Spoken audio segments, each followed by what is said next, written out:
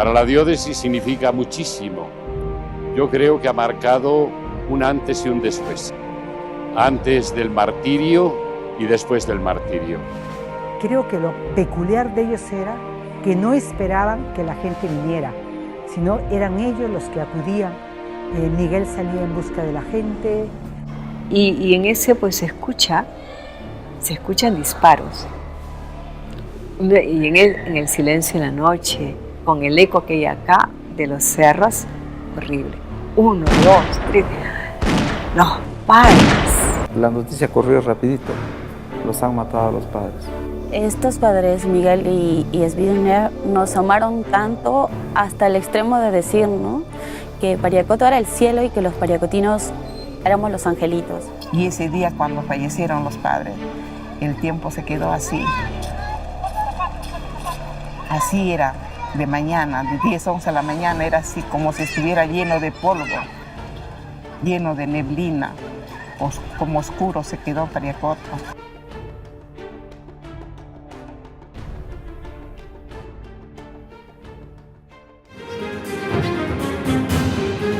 El Perú vivió desde 1980 al 2000 uno de los episodios más sangrientos de su historia, donde murieron más de 70.000 víctimas inocentes a manos de los grupos terroristas Sendero Luminoso y el MRTA. Su objetivo principal era la generación de un vacío de poder, buscando la eliminación o el retiro de autoridades de diversa índole, a lo cual se sumaba el sabotaje permanente de instalaciones y locales públicos. Usaban coches bombas, asesinaban a policías, militares, civiles, sacerdotes y religiosas.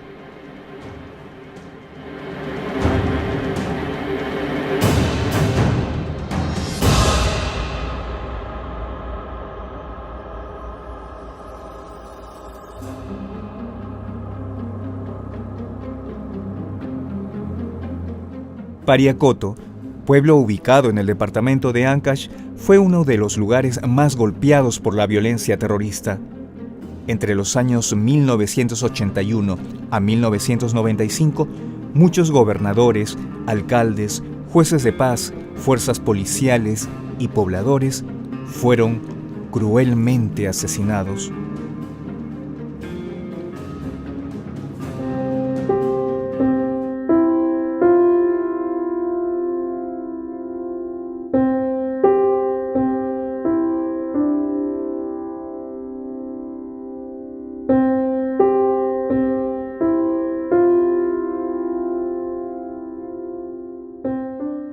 Mientras tanto, en Polonia, 3 sacerdotes de la Orden de los Frailes Franciscanos Menores Conventuales se preparaban para viajar al Perú, para fundar el primer convento de la Orden y vivir la misión evangélica entre los últimos.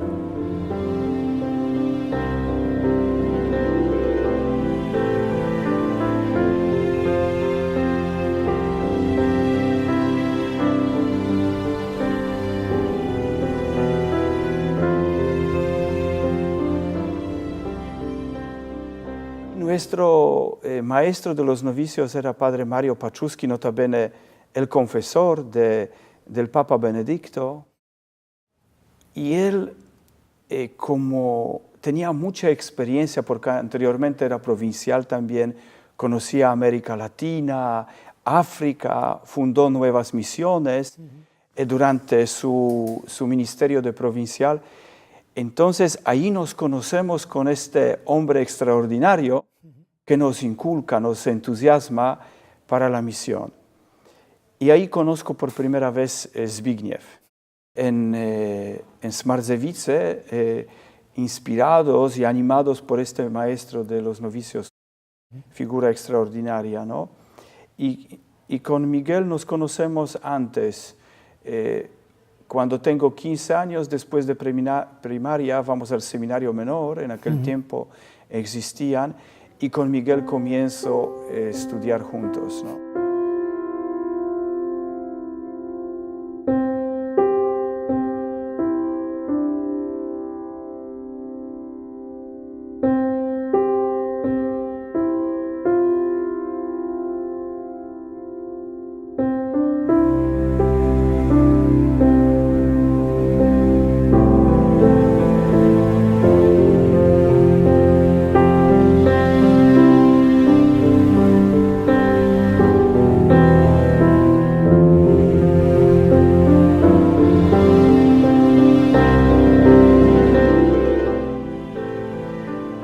nosotras como congregación, desde el año 71 estábamos aquí, no contábamos con sacerdotes. Ellos vinieron y nosotras éramos las esclavas que estábamos aquí a la expectativa y con unos deseos grandes de contar y tener sacerdotes. Ellos vinieron con lo que tenían, es así, pero desde los inicios pudimos integrarnos muy bien. Compartíamos no solo el pan de la palabra, sino también el pan, el alimento. Y nos encontrábamos cada día en los desayunos, en las comidas, todo lo hacíamos en común. Pues me causó bastante admiración, porque no sabían realmente nada. Ellos hablaban y tenían que estar pensando en lo que hablaban y miraban a ver qué cosa decíamos nosotros y a ver si ellos entendían.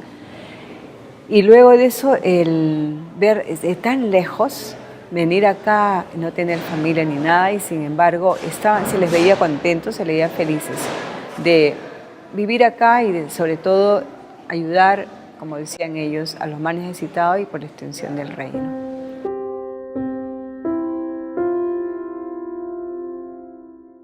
Los frailes menores franciscanos deseaban que esta misión tuviera todas las características del estilo franciscano: sencillez, pobreza, vida escondida, fraternidad, disponibilidad. Que las columnas de su acción misionera sean sustancialmente el anuncio del Evangelio y la cercanía a los pobres. Vivir como hermanos en sencillez y pobreza fue el puente más eficaz hacia la gente del lugar.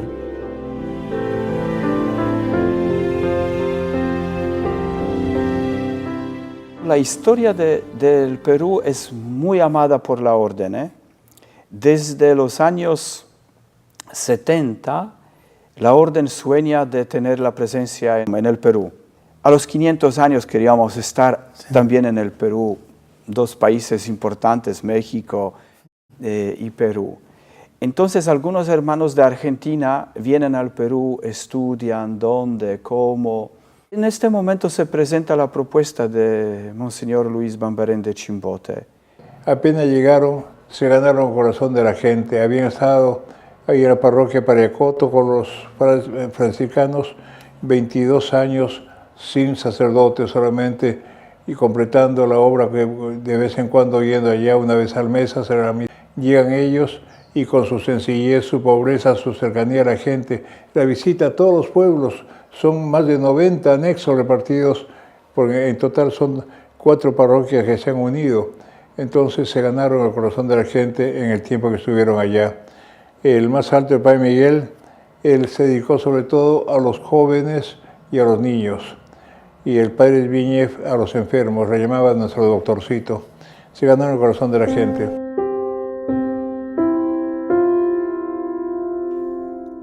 Una vez instalados en el Perú, los misioneros tuvieron muchas reuniones para definir cómo trabajarían en un pueblo con una cultura tan diferente. Y llega un día y llegamos a Pariacoto. Y aquí comienza una aventura hermosa. 24 de julio llega al Perú Miguel, y entonces a partir más o menos de esta fecha ya estamos en Pariacoto. Yo llego primero, comienzo a preparar la casa, pintando un poco así, y en la fiesta de Santa Rosa oficialmente asumimos la misión de Pariacoto. A partir del 30 de agosto ya compartimos la mesa y la vida muy de cerca con las hermanas esclavas del Sagrado Corazón.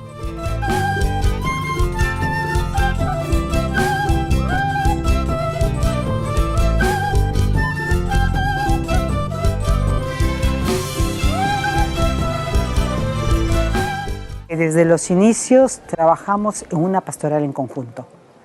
Tanto ellos como nosotros siempre nos reuníamos para organizarnos. Las salidas a las comunidades, el trabajo aquí, las oraciones con la gente, pero era algo que creo que no se dice y a mí me parece muy importante, ¿no? Tanto Miguel, que se dedicaba mucho a los niños y a los jóvenes, como Esviñe, que se dedicaba a los enfermos, creo que lo peculiar de ellos era que no esperaban que la gente viniera, sino eran ellos los que acudían. Miguel salía en busca de la gente, de los niños. Aquí al comienzo había muy pocos niños y luego en la iglesia no cabían los niños y buscaba miles de estrategias para traerlos. Iba a sus casas, iba a las familias, pedía que los dejaran venir a la iglesia. Y Esviñe igual. Muchas veces no nos hemos enterado cómo Esviñe iba a los enfermos. Desaparecía Esviñe y ¿dónde está? Donde el viejito, y se venían aquí, lo llevaba en el carro y corría a Yautá, en fin, no escatimaban nada.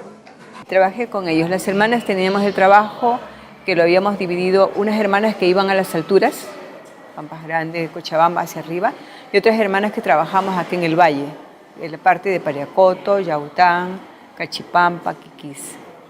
Y esa parte me tocó a mí, ir a la parte de Yaután y Cachipampa y Quisquís. Y justamente en esa parte iba también el padre Miguel, porque el padre Esviñe iba a la parte alta, a las alturas. Y es ahí donde tengo pues, más conexión con él y con las catequistas que íbamos varias catequistas y yo, y el padre. Con los padres, cuando ellos llegaron, organizaron toda la parroquia. Hubo el consejo parroquial, todos los grupos, se formaron muchos grupos y en esos grupos pues eran un grupo de los misioneros en el cual yo también estuve, ¿no?, ahí acompañando en las alturas, ¿no?, uno de los 10 o 12 que éramos misioneros, ¿no? Entonces teníamos salidas hacia la sierra, hacia la costa, ¿no? Y a mí me tocó ir por la parte sierra, por Cochabamba y Chachán, ¿no?, con ellos, con los padres y una hermana.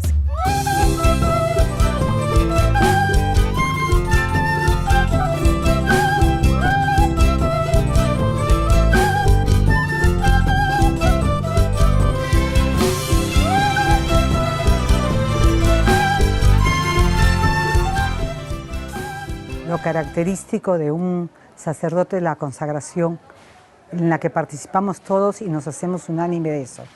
Y creo que ellos fueron capaces de vivir la Eucaristía en sus dos dimensiones, en esa unión a Dios y unión a los hermanos. Pienso que fue muy claro en ellos y lo tenían muy dentro, sus deseos de darse a los demás sin escatimar todo. En nuestra iglesia, yo estuve cuando ellos llegaron a Pariacoto, no nos faltaba nunca la Eucaristía. Y era siempre meternos en esta dimensión para llevarlo a los demás.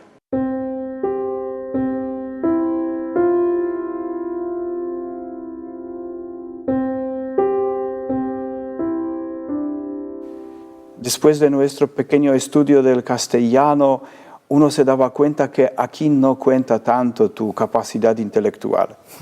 Más fuerte es la capacidad de relacionarse al nivel afectivo. Y aquí nos introdujeron las hermanas de una manera increíble. No era tanto importante qué hemos hecho, pero lo más importante era cómo acompañar. Que tal fulana tiene este problema, que hay que ir a acompañar a otra familia. Yo estaba asustado cuando, por ejemplo, una familia campesina de Pariacoto nos invitaba a todos a comer. Chacrita, teníamos que caminar, y bueno, 8 o 6 personas caían porque de alegría te invitaban a comer. Se te partía el corazón. Pero se trataba de grande cariño. Ellos celebraban, era una alegría increíble en la gente, que todos juntos, hermanas y hermanos, llegaban a compartir la mesa. Yo siento que la pastoral comienza por ahí, por comensalidad. Claro. Compartir la vida. Aparte que aprendíamos costumbres, preguntábamos qué es esto, y la gente explicaba. Ellos se sentían felices. Yo siempre digo, el primer maestro en Pariacoto fueron el pueblo. El pueblo te enseñaba con su sabiduría, con un modo también, por ejemplo, de compartir las cosas. Teniendo tan poco, una generosidad en compartir.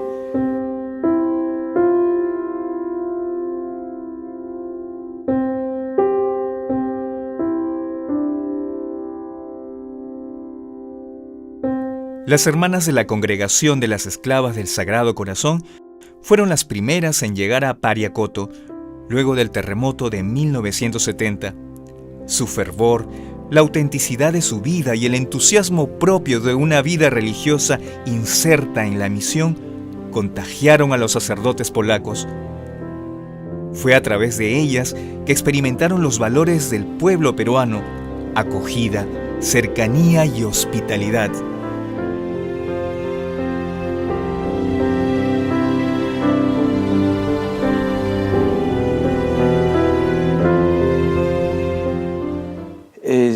Ellas son que conocen Pariacoto, ellas son que entraron a este pueblo en un momento de grande sufrimiento, de una destrucción total a muchos niveles. Y ellas son que reconstruyen Pariacoto, ellas son que prepararon este camino al cual nosotros en un momento hemos entrado, ¿no? Y ahí comienza la inculturación muy bonita, ser guiados un poco por la parte femenina de la misión. Es hermoso, es hermoso. Yo estoy muy agradecido a las hermanas por tanto cariño y tanto, incluso materialmente nos ayudaron mucho, porque llegando de Polonia somos muy pobres. Hemos campado en Pariacoto en un terreno preparado por las esclavas, una tierra ya cultivada por las mujeres valientes, hermana Julia, Virginia, Pompeya, María Elena, Marlene, después Nuria, última generación, ya los que nos dieron la bienvenida ya nos conocimos de más, pero hermana Julia, yo recuerdo, tengo la curiosidad de saber cómo fueron inicios. Voy a Wilson, hablo con ella, y ella comienza a llorar con grande emoción, recuerda Pariacoto. Entonces, tú desde el principio comienzas a tener el cariño por este pueblo, ¿no? Y también por la grande misión que ellas han hecho, ¿no? Entonces, entramos ya a este terreno cultivado por ellas, ¿no? Y ahí nos campamos, ¿no? Hacemos nuestra tienda. Primero, yo digo, con este concepto de Belén, ¿no? Belén, que representa contemplar, ¿no? Contemplar. Vienen pastores, ¿no? Jesús y María reciben. A nosotros vienen pastores de los Andes. La gente muy pobre, con pocos recursos materiales. ¿Qué uno podía hacer? Contemplar, crear puentes, ¿no? De amistad. Y aquí lo que nos une mucho es la pobreza. La pobreza que construye los puentes. Porque hoy día yo no tengo que tocar a la puerta, ¿no? Otro me abre y me da. Mañana tocan a mi puerta y yo doy, ¿no? Y entonces nace la relación.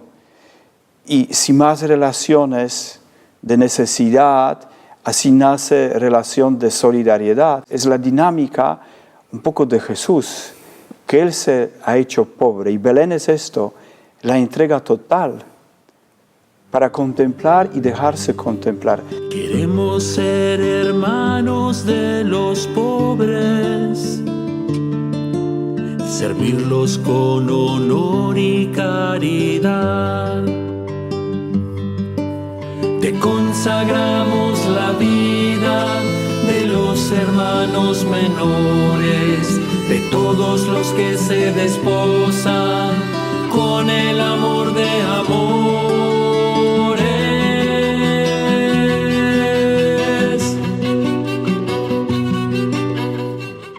Nosotros hemos recibido tanto en Pariacoto.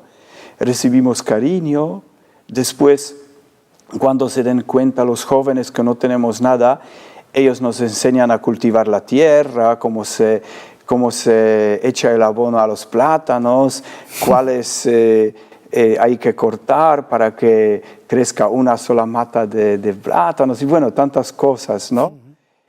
Ellos son que nos dan tantos regalos, ¿no? El tema de Belén, de la pobreza, que une, la pobreza que construye la comunidad es muy fuerte.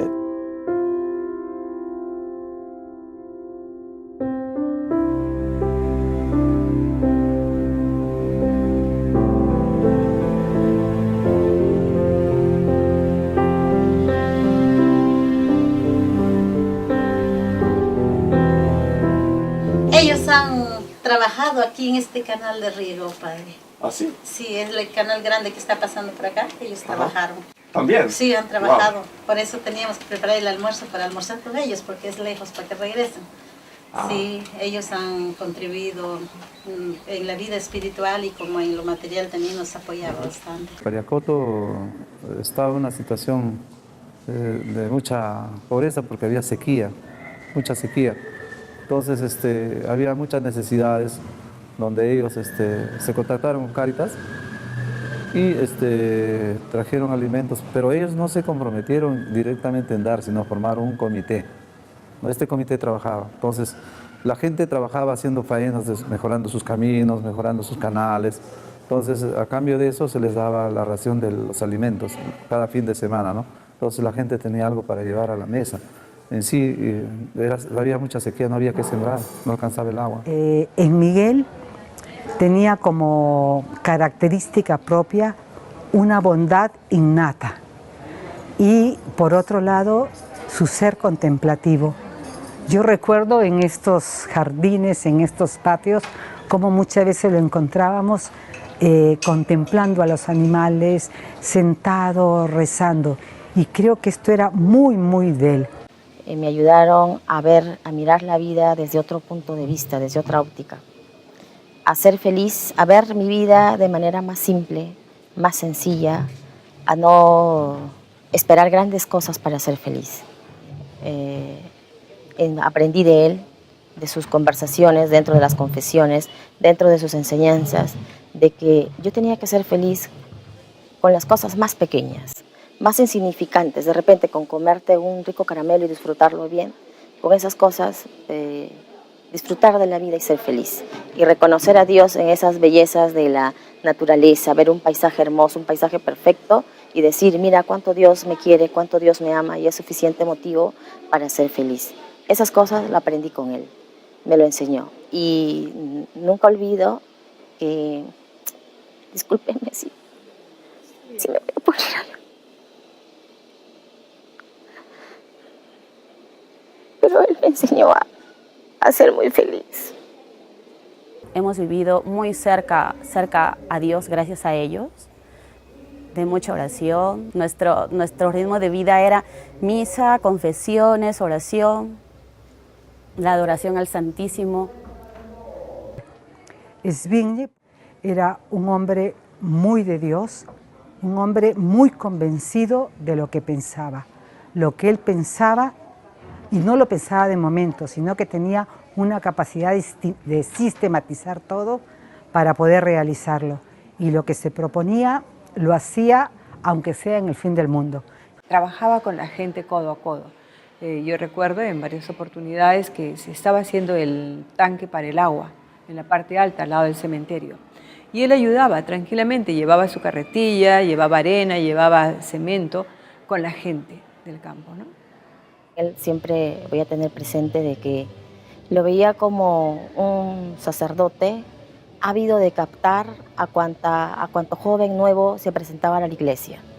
Por ejemplo, estábamos una noche de misa y veía una cara nueva por ahí, apenas terminaba la misa, se acercaba y abordaba a ese joven, a ese niño, le decía, qué bueno, que acércate, ven al coro, cantemos. Y era eso, ¿no? Era como una especie de marketing que él utilizaba para captar gente a la iglesia. Cuando íbamos a los cerros, rezábamos el rosario y hasta los caramelos decían, como en el cielo, para todos igual, hasta un caramelito, cosas sencillas, cosas pequeñas, pero dentro de lo justo, dentro de la oración, fueron los años que vivimos más cerca a Dios.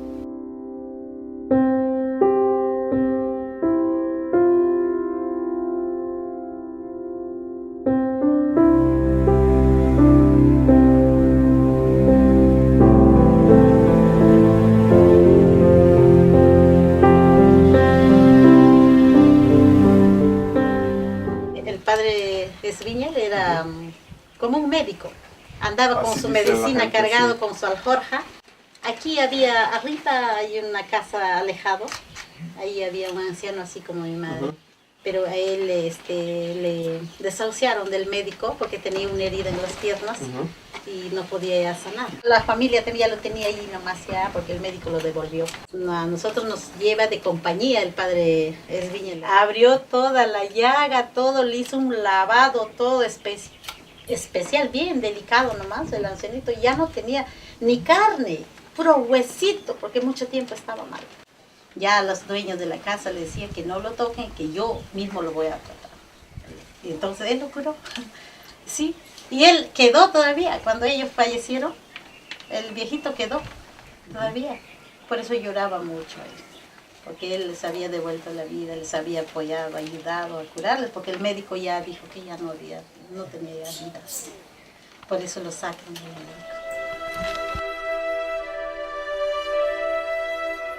Lamentablemente, la misión de estos jóvenes sacerdotes fue truncada violentamente al poco tiempo de haber llegado al Perú. El 9 de agosto de 1991, un grupo de terroristas los asesinan cruelmente. Hay que matar a los que predican la paz. Solo con la violencia se puede conseguir algo, solían decir los subversivos en aquella zona.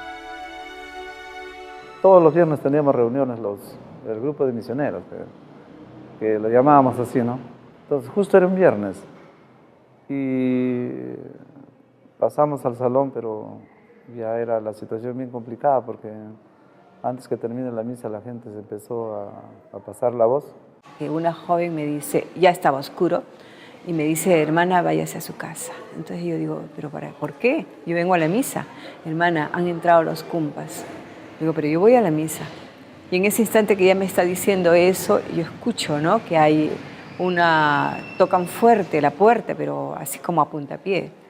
Y era que casi tiran pues la puerta del alcalde, la casa del alcalde, que querían llevárselo. Empezaron a golpear en paralelo y nosotros en sí, los que estábamos adentro, los jóvenes, de aquel tiempo no sabíamos de qué era, ¿no? ¿Qué estaba pasando? ¿Qué sucedía? Claro que ellos sabían. Le digo a Esviche, ha entrado Sendero, ha entrado los cumpas, hay que hacer algo. Y él mueve los hombros y la cabeza como diciendo,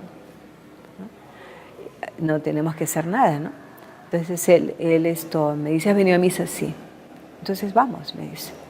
Mi hijita era pequeña y tenía una herida en su brazo, entonces el padre le estaba curando, ella estaba mejorando. Y esa tarde ella dice, quería escaparse y yo no quería que vaya porque me daba vergüenza que le esté molestando al padre, ¿no?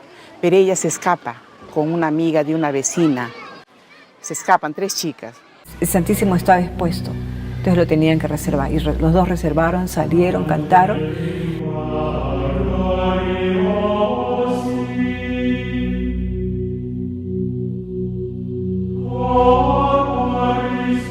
Cantaron, reservaron el Santísimo, entran nuevamente y salen revestidos otra vez para la Eucaristía.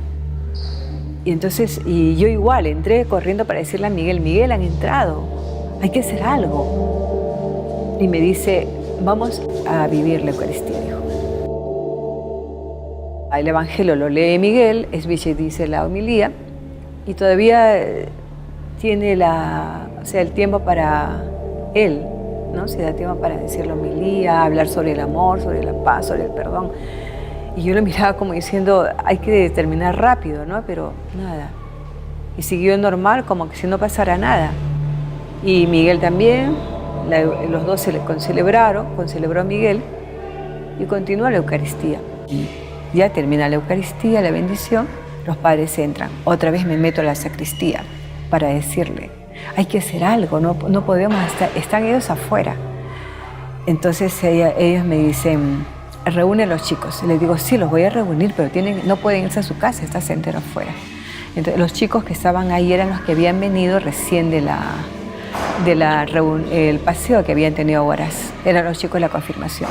Entonces al venir aquí se quedaron acá. Ya no se pudieron ir por la gente que ellos fueron los de Sendero, ¿no?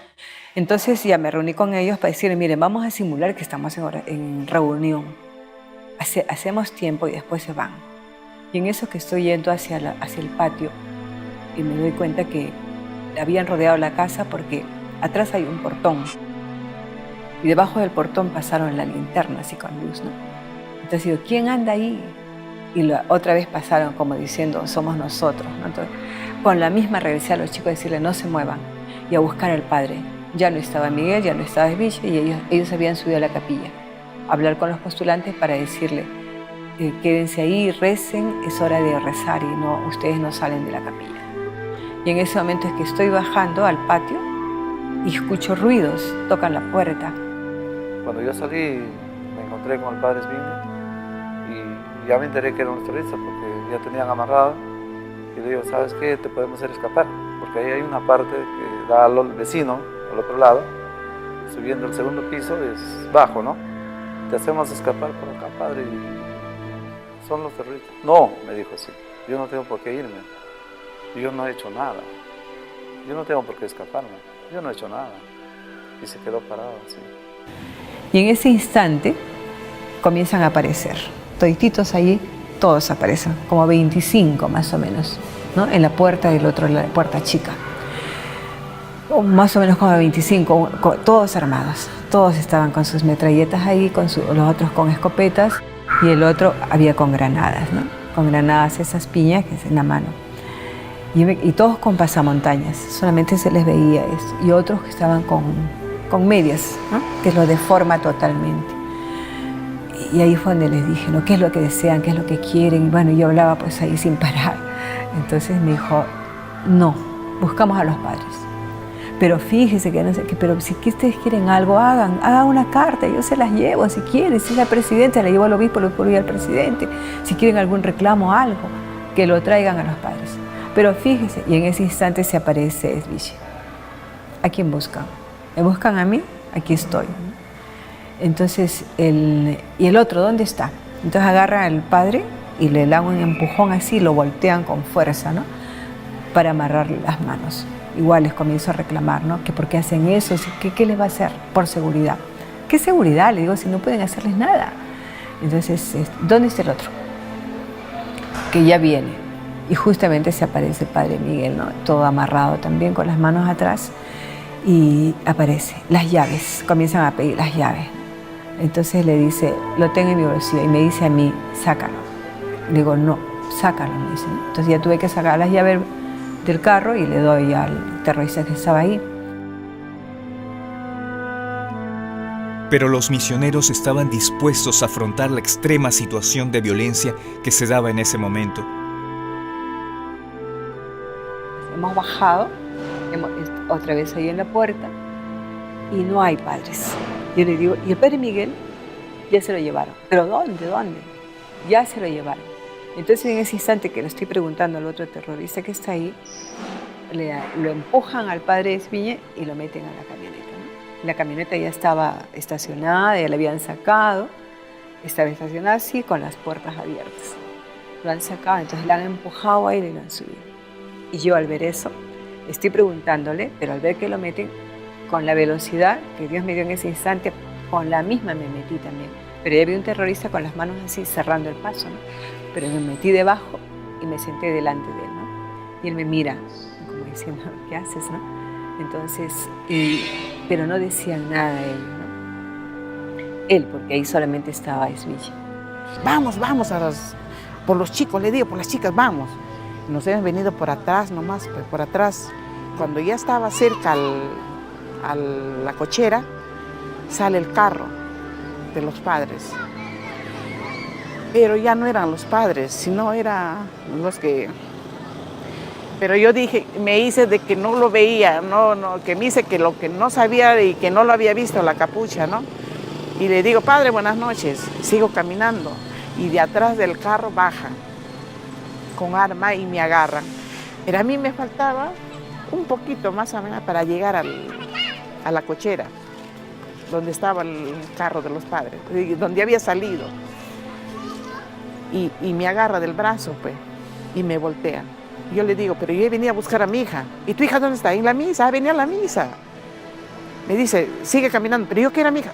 Sigue caminando o pierdo la paciencia. me pone el arma acá.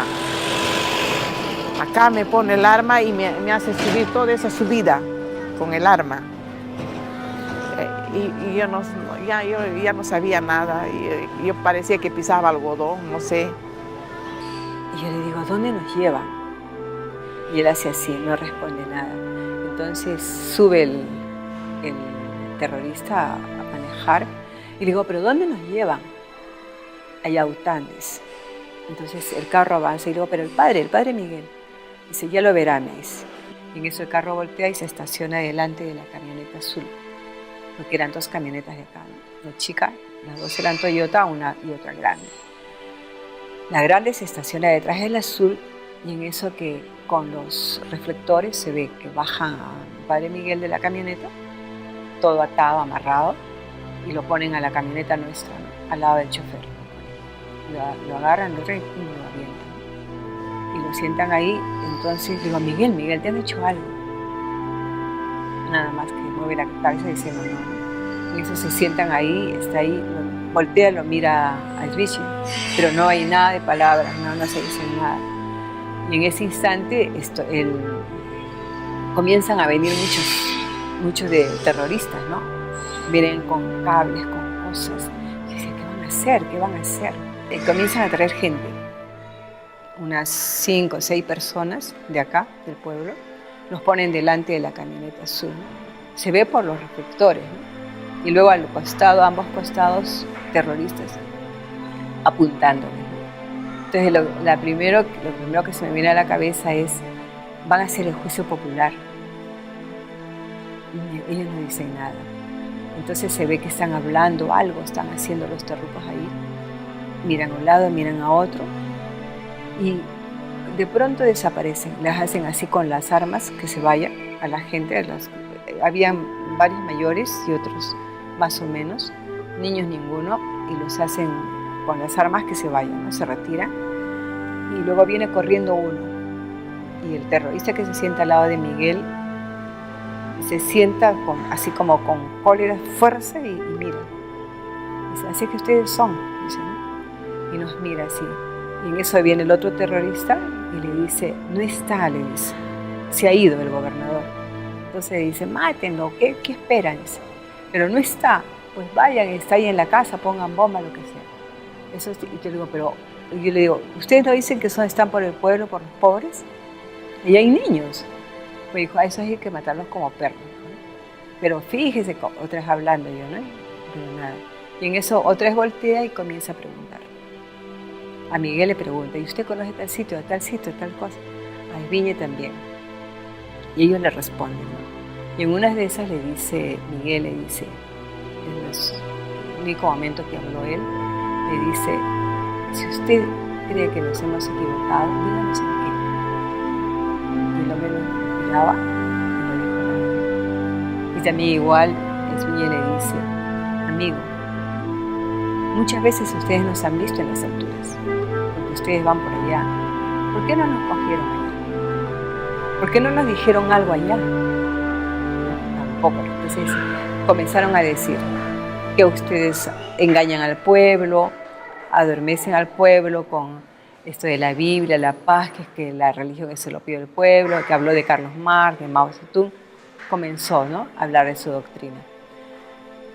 Pero, y en ese instante, Miguel otra vez volteó a mirar a Esbiche. Cruzó una palabra muy corta en polaco, ¿no? Es la única palabra que yo escuché.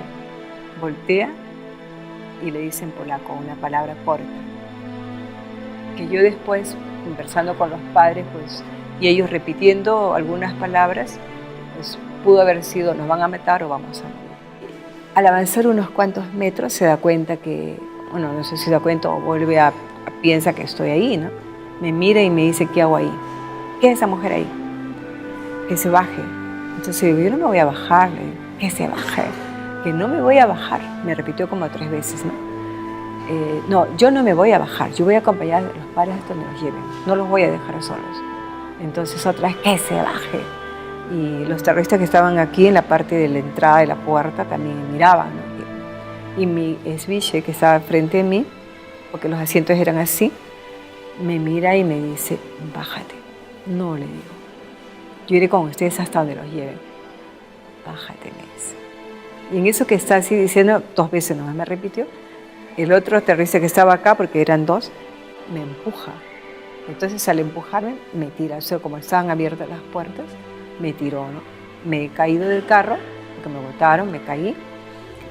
Y yo en ese instante, pues nada, no sentí nada. Estaba toda, me había roto las rodillas, todo, pero he seguido corriendo detrás del carro, ¿no? Bajaron, rociaron el puente y lo quemaron. Pero ya el carro marrón había subido, que estaban donde estaban los padres, ¿no? Y ellos me decían, al suelo, que me tirara porque iban a estallar las bombas en ese instante. Y en ese instante que trato de irme por el costado, comenzó a estallar, ¿no? Y ya pues no me quedó más remedio que... Yo corría, pero era como saltar por todo. Entonces he retrocedido y al retroceder caí al lado de la pared. Igualito fue, no sentí nada en ese instante y lo único que hice partir la carrera otra vez, ¿no? Porque no podía hacer ya nada. Todo era humo, olor a pólvora y humo. Y el carro desapareció en la subida al camino a Cochabamba. En ese tiempo, cuando Sendero cogía a gente para matarlos o los mataba, ¿qué es lo que hacía? Era desaparecerlos, o los enterraban o los quemaban. Y ya no se sabía nada de ellos, ¿no? Entonces lo que yo primero pensaba era eso, si los han llevado, van a pedir recompensa, porque yo no pensaba en la muerte. Van a pedir recompensa, tenemos que saber dónde están. Y en ese pues se escuchan disparos. Y en el silencio de la noche, con el eco que hay acá de los cerros, horrible. 1, 2, 3, los padres.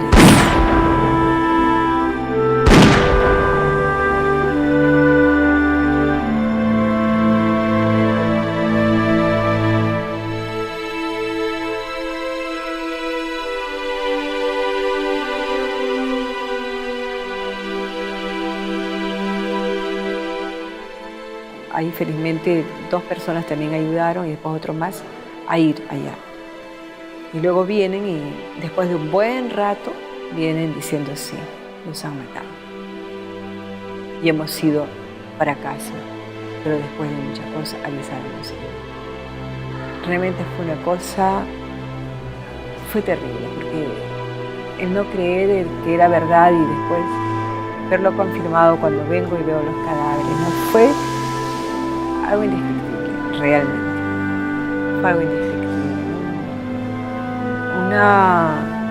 Un momento muy fuerte, muy triste, muy doloroso y que solamente creo la fe te mantiene. Ya después de un tiempo que uno pasa, dice, sí, Dios estaba ahí. Dios estaba ahí, aunque a veces no se veía, pero estaba, ¿no?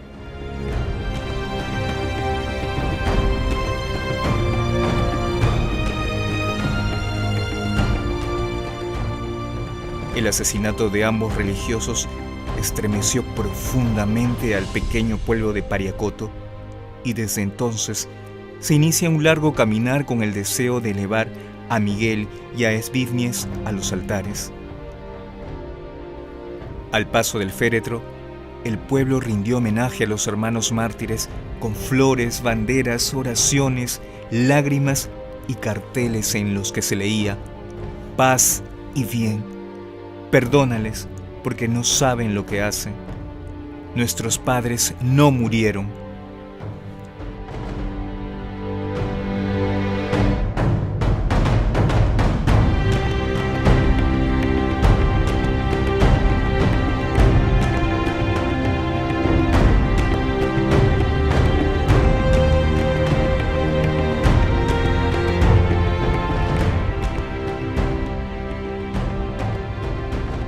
En los 3 casos han sido mártires como Jesús.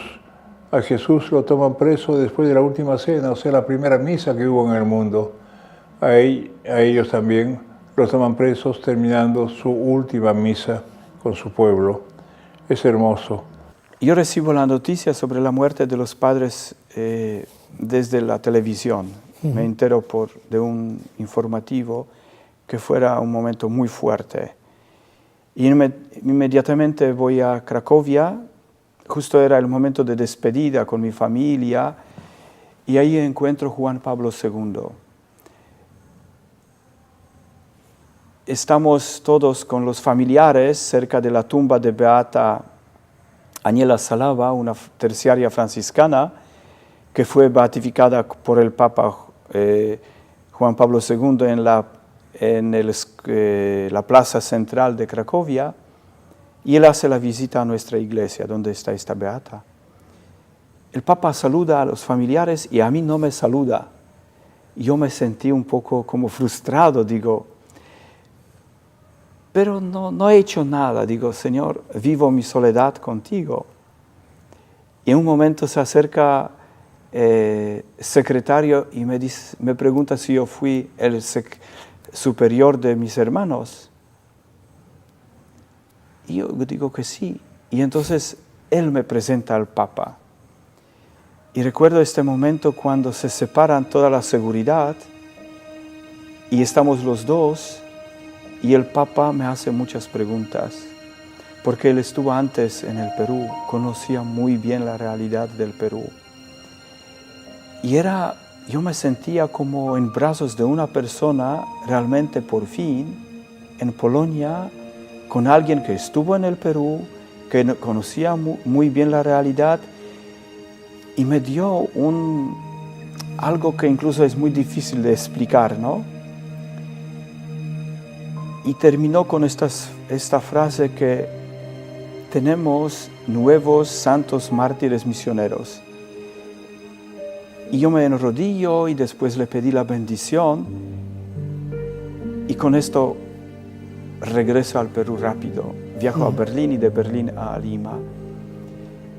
Era este momento, yo digo, de gracia, o de cómo Dios pone en el camino las personas adecuadas que te hacen recuperar la pasión de nuevo. Yo era consciente que en el Perú se quedaron 2 hermanos de Polonia, pero también 3 hermanos que eran candidatos para la orden. Entonces yo no podía estar en Polonia. Ellos fueron motivo de que tengo que ir y abrazarlos y continuarlos el proceso de formación. Incluso uno de ellos hoy día es misionero en Cuba, fraile nuestro, ¿no? Un chimbotano que sobrevivió porque Miguel lo protegió, y Zbigniew, en el momento de la captura, cuando dicen que quieren hablar con todos, él dice, no, con nosotros pueden hablar, pero a los 3 postulantes que dejen. Y esto fue el primer motivo. Después, segundo, era aquel que la gente de Pariacoto, a pesar que recibió amenazas de que si se van a reunir en la iglesia les van a matar, los jóvenes continuaron con toda la programación pastoral y visitaron los pueblos, comunidades, y esto fue para mí el símbolo y signo de esta 4ª columna después de Gólgota de resurrección, que la gente no tenía miedo. No tenía miedo y seguía adelante. Entonces para mí no quedaba otra que seguir adelante.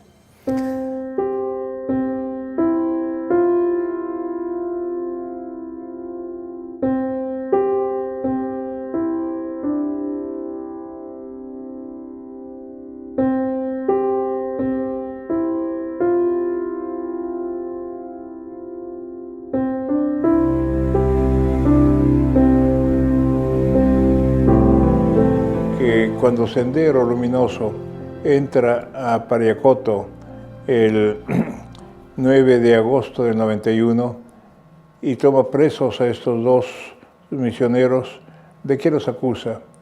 Primera acusación, ustedes con la Biblia, los sacramentos, la misa, catecismo, con eso que llaman evangelización, impiden que nuestro mensaje de la lucha armada sea aceptado por el pueblo, por los jóvenes, porque la religión es el opio del pueblo. Ustedes, con eso que llaman cáritas y obras sociales, levantan como un muro que impide que las masas avancen a la toma del poder, porque la religión es el opio del pueblo. Esa fue la razón de matarlos. Esto fue confirmado más adelante por el mismo Abimael Guzmán. Yo he estado con él y fue una entrevista muy interesante, reconoció sus errores, me pidió perdón y insistentemente pedía perdón. Y cuando le hablé de que la religión es el opio del pueblo, dice, bueno, eso es una verdad de Marx y es verdad antes, hoy y siempre. Pero yo antes defendí eso, pero ya no. Entonces, Abimael, usted dio la orden de matarlos, por lo tanto usted es el que tiene que ser el motivo y esto es fundamental para causa de beatificación. Usted dio la orden porque por motivos políticos, si fuera así no le pediría perdón. Usted dio la orden por motivos sociales, si fuera así no le pediría perdón. Usted dio la orden porque la religión es el opio del pueblo, por eso le pido perdón. Entonces yo me levanté y le di un abrazo. Y eso ha ayudado mucho porque es el que ellos tenían dos publicaciones, una en Lima, Diario Marca, y otra en Bruselas, el Diario Internacional, que lo publicaban en francés, inglés y español. Y ahí salían únicamente los casos en que Abimael Guzmán ordenaba eliminar a una persona. Y esto salió publicado el 1 de septiembre del año, o sea, 5 días después de la muerte del padre Sandro.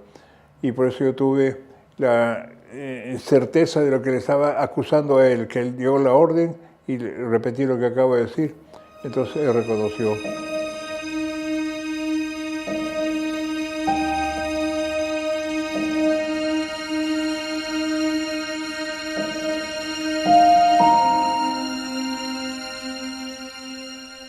Con su presencia encendían en su misión el fuego de la caridad evangélica, de la ayuda a los necesitados, de la defensa de los pequeños y de los débiles. Era este su apostolado. Obraban el bien para contrastar el mal. Como los que quieren encender un fuego en el desierto se vuelven negros por el humo que les hace llorar, así los que quieren encender en su corazón el fuego divino de la caridad deben hacerlo con las lágrimas y con la fatiga.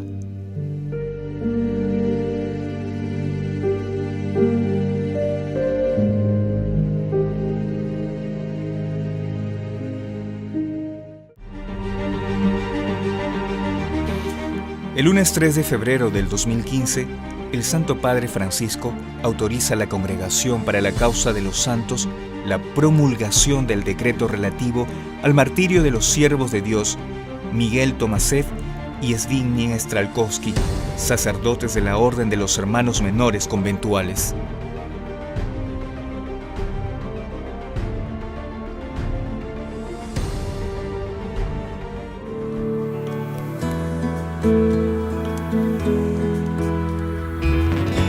El 12 de octubre del 2015 se realizó la exhumación de los restos de los mártires de Pariacoto. La comisión fue presidida por el obispo de Chimbote, Monseñor Ángel Piorno, y asistida por antropólogos forenses. Uno de los propósitos era el reconocimiento de los cuerpos de los mártires, así como el inventario y estado de conservación de sus huesos para obtener muestras para las reliquias.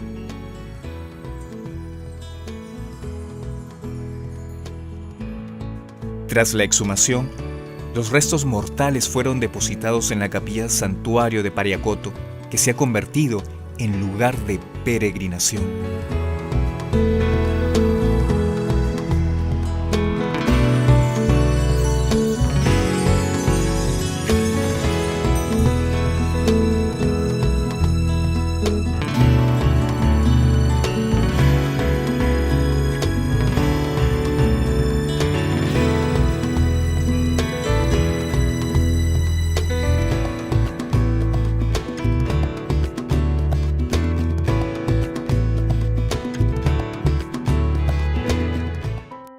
La Iglesia reconoce hoy a estos misioneros como mártires que murieron por odio a la fe.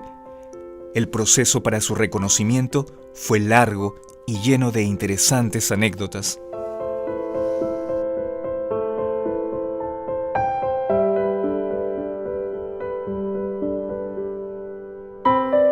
¿Por qué me animé a iniciar el proceso de beatificación? El Papa Juan Pablo estaba en Polonia cuando llega la noticia de martirio de los dos franciscanos conventuales. Fui a visitarle el 8 de septiembre y entonces el Papa me recibe de esta forma, con un abrazo así lleno como un verdadero padre, ¿no? Como trata de consolarme y me dice algo muy bello. Son mártires, verdaderos mártires. Son mártires, verdaderos mártires. Son mártires, verdaderos mártires. Son mártires, verdaderos mártires. Eso me animó ya a iniciar el proceso, volviendo a Lima.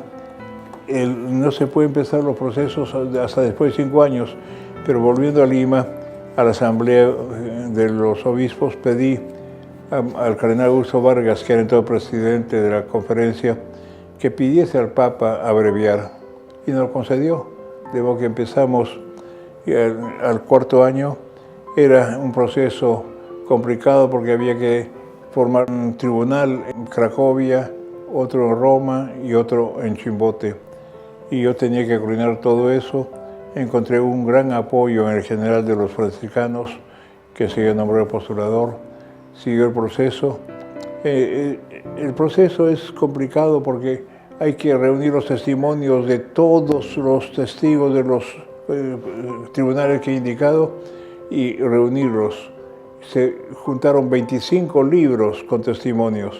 Se recibe en el tribunal de Chimbote y ahí se cierra, se lacra y se lleva a la Congregación para la Causa de los Santos. Ahí reciben y entra en un proceso de estudio que dura por lo menos 2 o 3 años para revisar todos los testimonios y ver si el proceso diocesano se ha llevado bien. Si hay fallas hay que empezar todo de nuevo, pero gracias a Dios estuvo muy bien. Y de ahí pasa ya a los teólogos para ver si hay algunos errores doctrinales y a su tiempo también. Finalmente, en la reunión que tienen en la congregación, que son 34 miembros entre cardenales, obispos, historiadores, teólogos, aprueban. Entonces, el 21 de octubre, en que me fui a ver prefecto de la Congregación de la Causa de los Santos, el cardenal Angelo Amato, él sale contento y me dice: congratulaciones, congratulaciones, carísimo. El proceso ha terminado, es finito, son mártires, verdaderos mártires. Ya con eso me levantó, pues me hizo falta el decreto que será el 3 de febrero. Eso fue el 21 de octubre. El 22 me fui a ver al Papa, a saludarlo, a agradecerle que ya hubiese terminado esto y a pedirle el decreto. Y al mismo tiempo le invité para que fuese él el que viniese aquí a beatificarles, porque eran nuestros primeros mártires. Me dijo, ojalá pueda ser. Le entregué el cuadro de ellos, puso la mano sin signo de veneración y cumplió su palabra. El 3 de febrero se dio el decreto. En una misa solemne, el cardenal Amato, en representación del Papa Francisco, celebra la misa de beatificación en Chimbote el 5 de diciembre del 2015, donde se proclaman beatos a Miguel Zbigniew y al sacerdote italiano Sandro Dordi, quien fuera también asesinado el 25 de agosto por los terroristas. Esto nos dijo Monseñor Amato en la homilía de beatificación de los sacerdotes Miguel, Zbigniew y Sandro. ¿Qué nos dicen los mártires? Nos dejan 3 mensajes. El primero es un mensaje de fe. Los mártires superaron las numerosas dificultades de su misión en tierra peruana gracias a una extraordinaria confianza en la providencia divina. Este fuerte espíritu de fe les dio la serenidad para abandonarse en las manos de Dios, perseverando en la misión a pesar del concreto peligro de muerte. Un segundo mensaje es el de la caridad. Por amor se habían hecho misioneros, impulsados por la urgencia de anunciar a Cristo y de llevar a los pueblos la buena nueva del Evangelio. Educaban a los niños y a los jóvenes en el amor de Jesús. Ayudaban a los necesitados, asistían a los enfermos, eran amables, acogedores, trabajadores. El tercer mensaje es el de la fidelidad a la vocación cristiana y misionera. Los 3 mártires eran asiduos a la oración, llevando con alegría una vida pobre y sencilla, desprendido de los bienes terrenos. Habían venido a Perú para servir al pueblo de Dios con todas sus fuerzas, y con tal disposición de ánimo afrontaron la muerte por el Señor.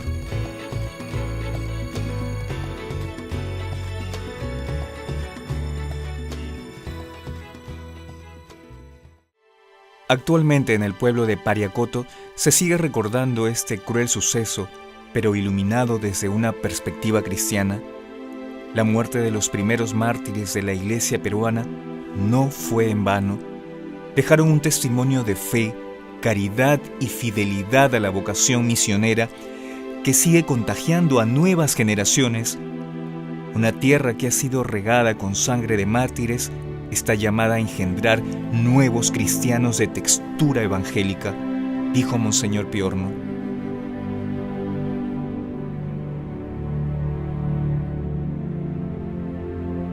El pueblo de Pariacoto realiza todos los años un Vía Crucis, rezando las estaciones, usando el camino por donde llevaron a los sacerdotes antes de asesinarlos. Van desde el templo al lugar del martirio, Pueblo Viejo. Participa todo Pariacoto, niños, jóvenes y adultos. Luego se celebra una misa en la Plaza de Armas de Pueblo Viejo.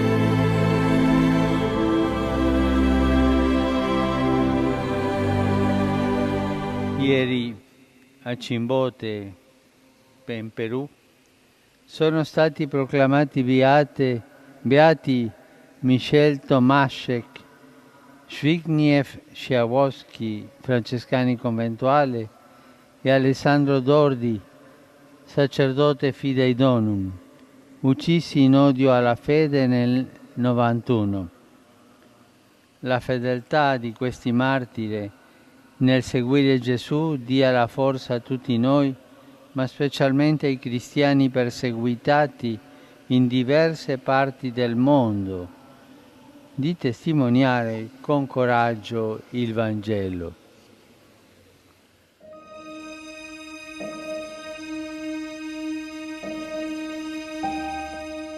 El Papa Francisco rezó al recordar a los mártires en la Jornada Mundial de la Juventud realizada en Polonia en el 2016, diciendo: llenos de confianza en tu infinita misericordia, confiando en la intercesión de tu Santísima Madre, fortalecidos con el ejemplo de los beatos mártires de Perú, Zbigniew y Miguel, que has convertido en valientes testigos del Evangelio hasta derramar su sangre, nos dirigimos a ti con gran esperanza, suplicando el don de la paz y pidiendo que alejes de nosotros el látigo del terrorismo.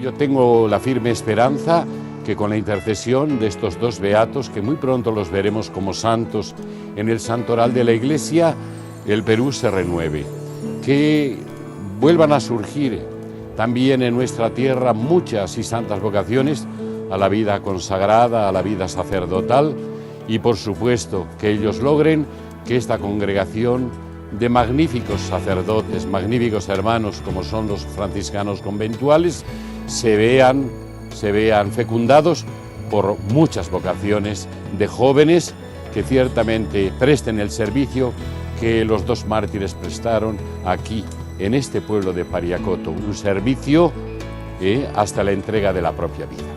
Entonces yo creo que hay que como unir esta santidad que han vivido ellos a lo que hoy nos pide la Iglesia, ¿no?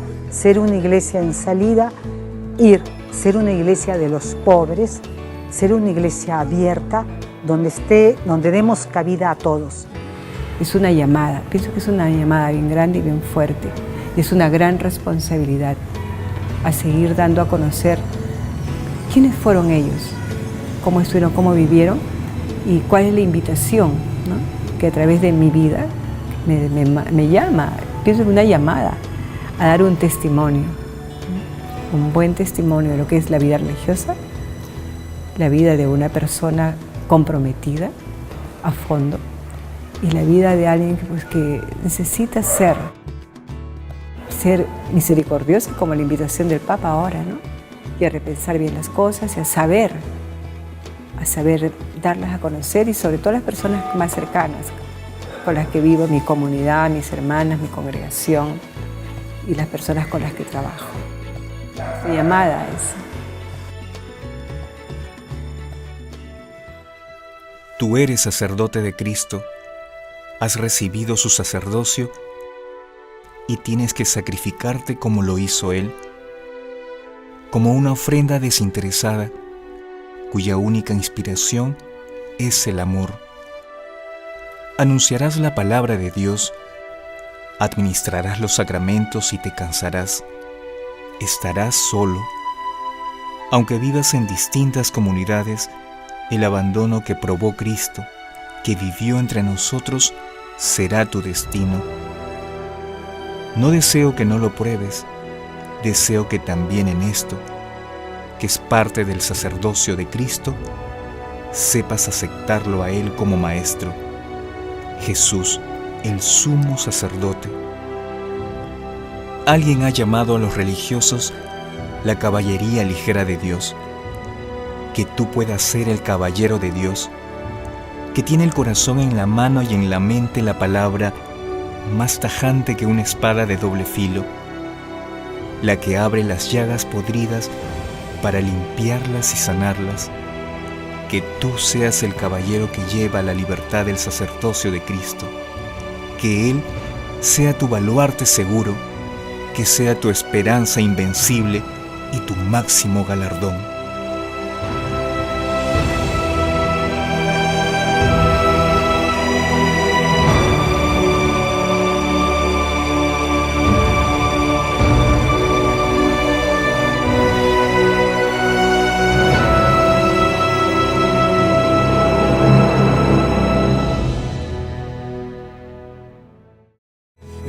Están aquí, son testigos de la esperanza, su sangre llenó de flores mi país, ellos están aquí.